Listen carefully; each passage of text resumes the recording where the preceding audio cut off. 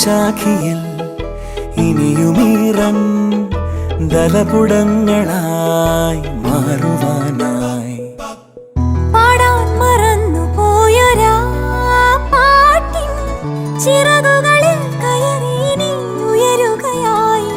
മോഹിച്ചും ലാളിച്ചും നീ മണ്ണിൻ പൂമഞ്ചത്തിൽ ആവോളം പൂങ്കാറ്റെ ചാടി ഉറങ്ങും.